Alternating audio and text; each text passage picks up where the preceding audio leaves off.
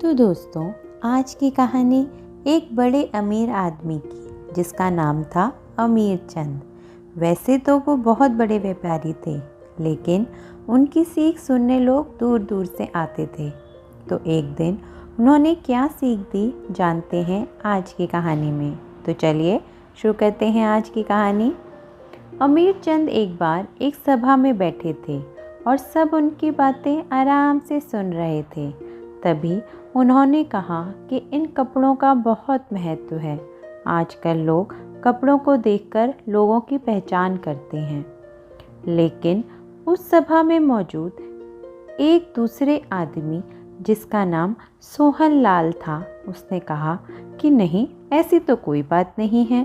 आपको क्या ज़रूरत है अच्छे कपड़े पहनने की? आपको तो सब लोग वैसे ही जानते हैं। अमीर चंद ने कहा, नहीं, ऐसा कुछ नहीं है, हमें भी अच्छे कपड़े पहनने पड़ते हैं।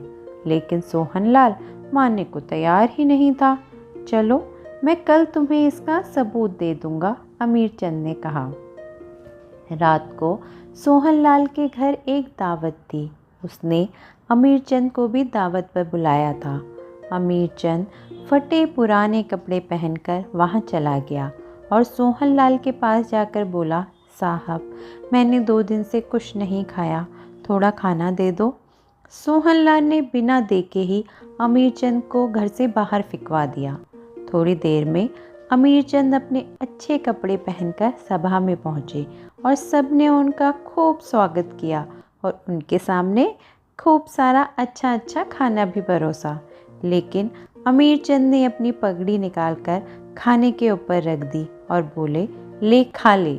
फिर अपनी कुर्ते की बाजुओं को दाल में डुबो डुबो कर खिलाने लगे, ले तू भी खा ले। जब सबने उन्हें यह करने का कारण पूछा तो उन्होंने सारा किस्सा सुना दिया। सब लोग हंस पड़े और सोहनलाल को भी कपड़ों का किस्सा सब समझ आ गया था।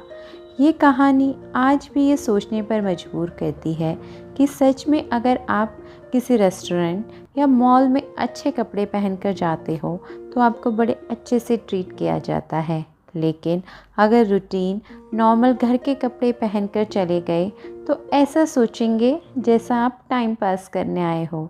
लेकिन सच बताऊं तो नॉर्मल कपड़े पहनने वाले ही एक्चुअल में सामान खरीदते हैं और स्टाइलिश कपड़े पहनकर केवल विंडो शॉपिंग होती है। लेकिन ये वो दुकान वाले क्या जाने कि ये फैशन का नहीं, कंफर्ट का ज़माना है। तो आज की कहानी बस इतनी सी, और ऐसी ही कहानियों को सुनने के लिए इस चैनल को लाइक, सब्सक्राइब और शेयर करना ना भूलें। और हाँ, बेल आइकन ज़रूर दबाएं जिससे कहानियों की नोटिफिकेशन आपको डेली मिलती रहे। और इसी के साथ इंतज़ार कीजिए मेरी अगली कहानी का।